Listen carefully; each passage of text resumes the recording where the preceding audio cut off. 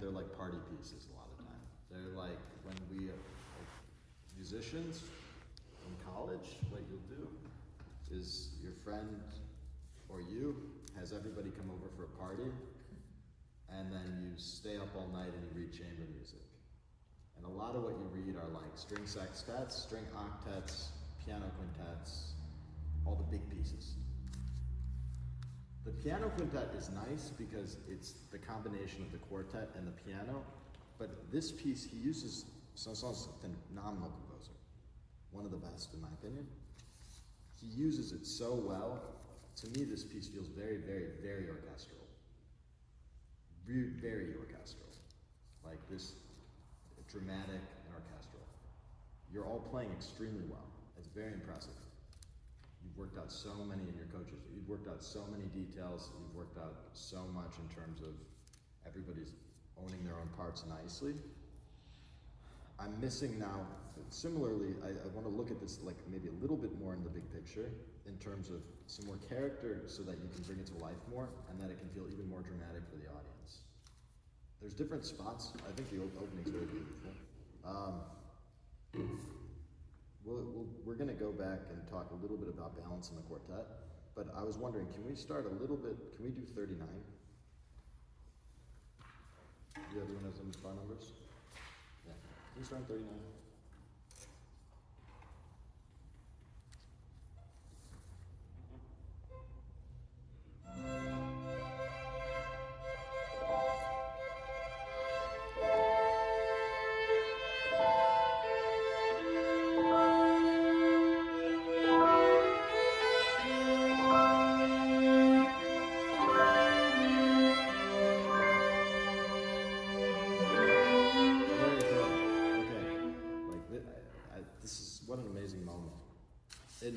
This is such beautiful music. I would love everything that's happening here. His music always feels like you can see it. Like it's very evocative. It feels like you can see what's happening. In it with you guys. Can you feel a little bit more like you're just this quiet but a little bit more active? And then with these, it's beautiful. Can you just sort of be like a little bell or something that comes in on top? And then when the solos come in, as much as you can sing those. But see if you can try yours. And then when the cello comes in, then it's like a duet, it's like a love duet. And we have to feel the two lines sort of interacting together. It's like ballet or something. It's really amazing. It's like you can see you're the two dancers, and then you're like the stars, you're like shimmering, and then we're just watching everything sort of move. Can we try that?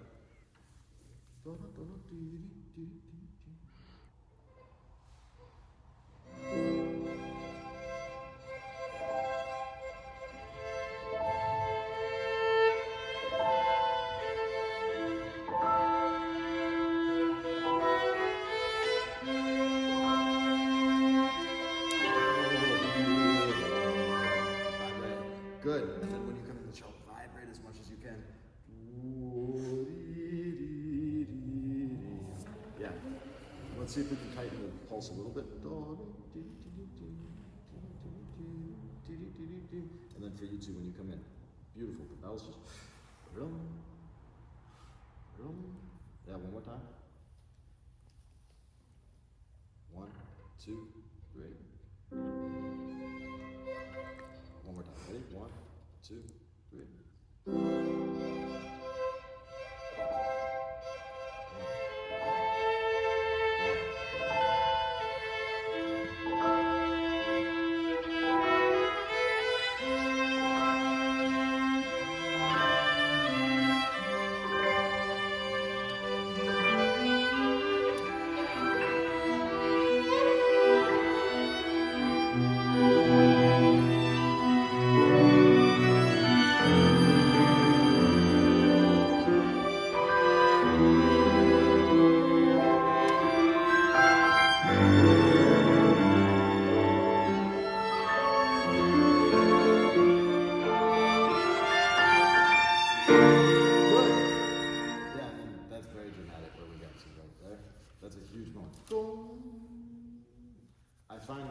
talk a bit about just sound production.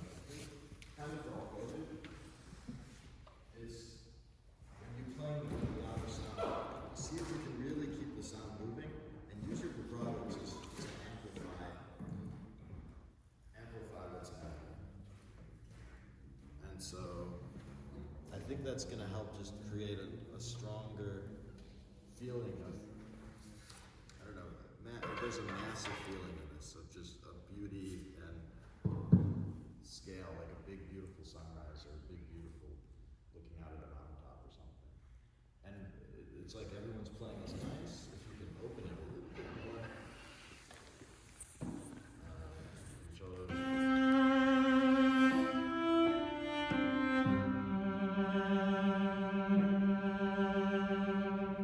For the two of you, when you start your solos, pull the bow. Let's see if you can activate the left hands a little bit more. And then in here with the sound, listen for your sound and let it. See if you can listen more to the ends of your notes. That goes for you when you guys come in as well. And I mean the opening. This is good.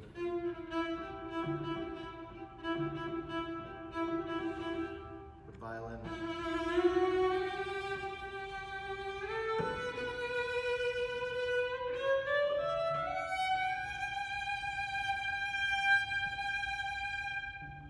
Try to open up more if you can there. Become lyrical. And so you start with this da-da-da-da-da-da.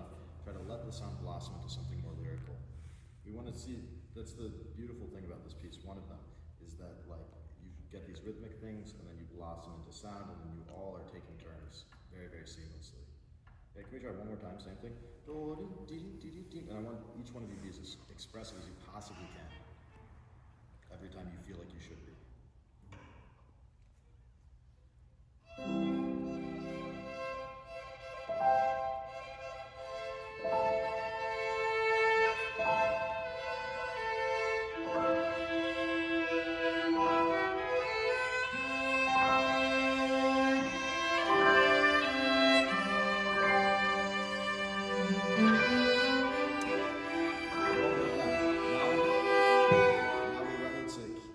Expressive, and then at the same time, keep the rhythm as part of it. Yeah, one more time. Ready? One. Ready? 1, 2, 3. 1, 2.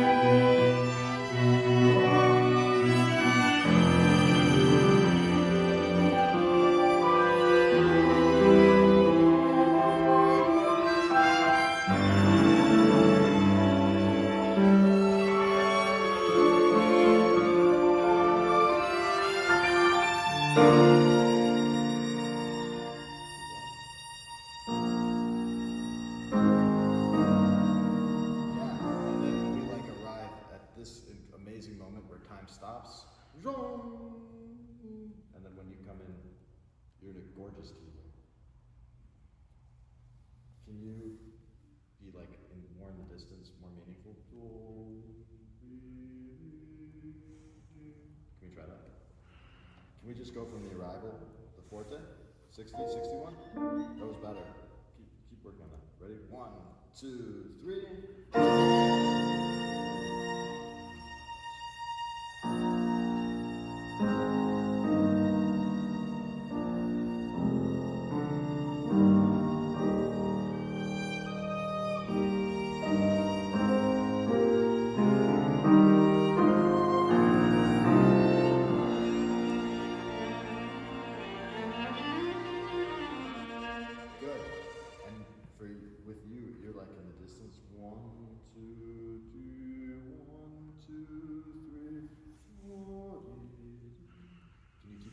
Steady while you stay in the distance here.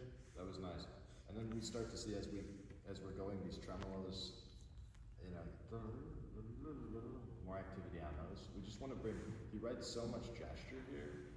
You know what I mean? Probably not. Like gesture, the music. We have melodies. we have harmonies, and then we have gestures. Gestures are just like ways that music sort of pops out for a moment or takes people along. They're usually pretty quick.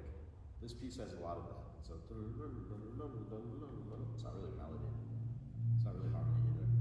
But it's sort of an excitement. It's like a little bit of excitement brewing. And so you have to encapsulate that. We hear your fast notes, but we have to feel like you suddenly were listening to them and then you got motivated. That you were like, oh, actually, like you want to participate that way that it comes from. Yeah, really beautiful. Can we try one more time from the top and then be like as still as you can? Yeah.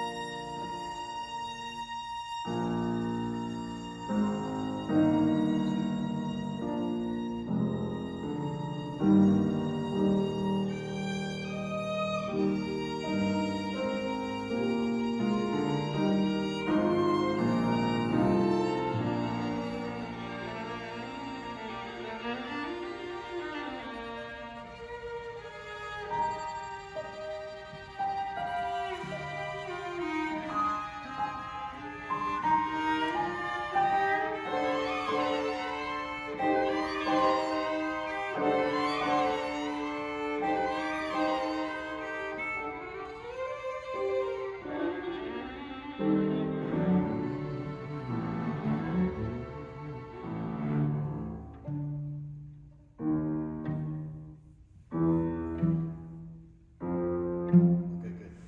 And then what happens? What happens at 77? What about like emotion, feeling wise?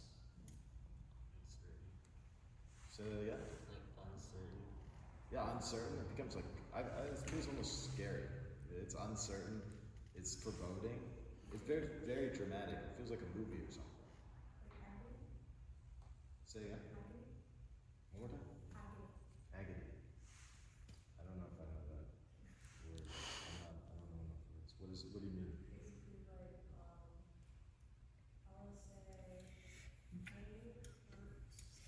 Yeah, exactly. I think all those things. And so when you go in, we get the feeling, then we figure out the technique. How do we affect our technique to make the feeling feel real? In this case, maybe it's just.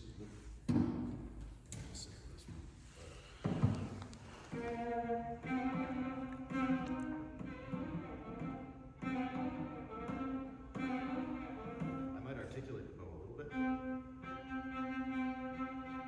then when we feel scared, what happens? Sometimes we shake, right? A little bit. Yeah. Well, I do. Yeah, all of us do. But that sort of, we get more energy. And so actually, if you feel a little bit more scared inside, you're gonna move a little bit better.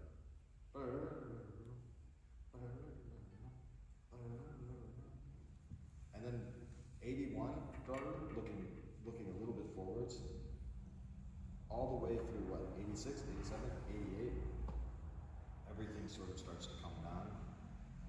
And so we want to create a longer feeling of what's happening here. Can we try that? Let's go right on 77. Articulate the pose a little bit.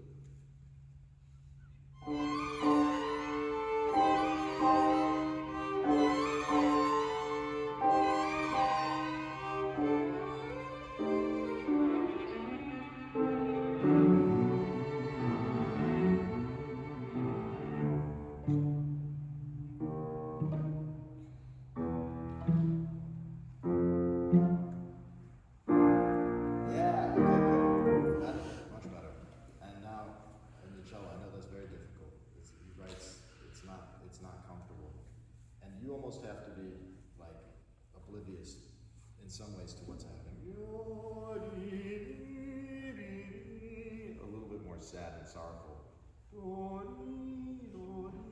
So as you're practicing that, try to practice bringing it out more so that you can really continue to sing. It's the nice thing. Everybody in this piece, you've all got your characters in this play. And I think it would be fun as a group. You should, if you haven't done it, I would, maybe individually, you should all write a story about this. Do it at home. whole piece, right, what the story is, and then you come together and you read the stories to each other. Because I think if you just sit there and talk, then one person is going to say the whole story, or two people are going to say the whole story. But all five of you have to come up with it, and then the way that you imagine it ends up interacting. Okay? I want to do, so that one element of what we're talking about today is the storytelling of this piece. And then using your instruments to make sure that it's being conveyed in the right way. Another element, hopefully time isn't running away too much. Very, very prepared. It's really good. Can we talk a little bit about the string quartet Behemoth? So in string quartet in general, the best advice I ever got, which has proven to be pretty true about quartet, is the first violin is generally the most. Who do you think plays is the second most? No. Cello. Cello, the bass. So the first violin, and then the bass can come up pretty much to the first violin, and then the middle voices sort of stay out of the way when we're in a very sort of quartet formation. Obviously, if you have melodies and things shift. But where I was thinking about that especially is right when the piano drops out the first time. Can we start actually from 11, 12, 13, 14, 15, from 16? And you don't have to play your chord. It's okay. 16?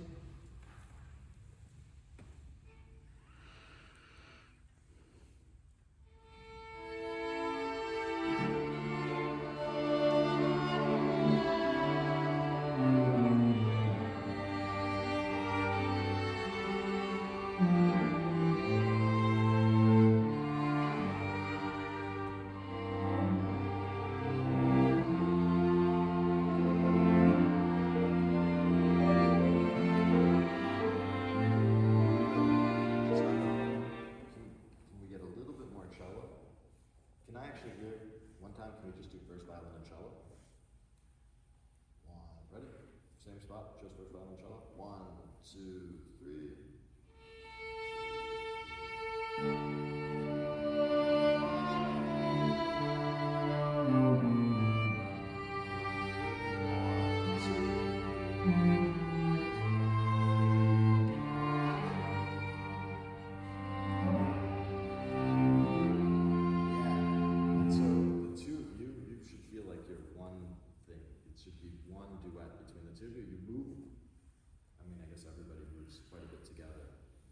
See if you can just sort of feel like there's a tether connecting the two of you, like a rope. And when you're moving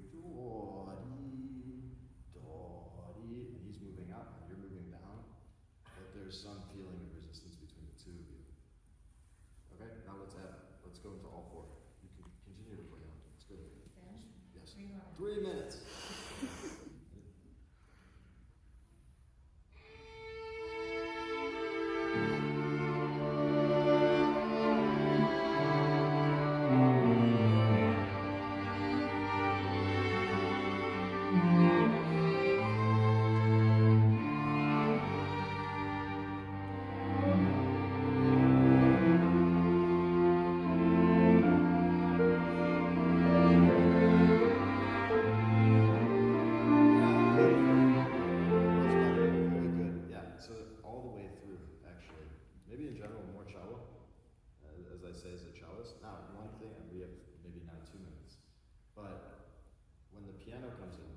It's amazing because we have this quartet and the piano comes in.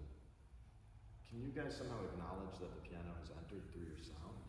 I would almost love it once the piano enters, maybe a little bit more vibrato, maybe free the sound a little bit and just put your ears. A lot of music is about how we listen in the moment. A lot of chamber music is about how we listen in the moment. If you can put your ear on the piano and sort of just let the piano become part of your texture, it's very beautiful. Can we try that? Then we're going to stop. Okay?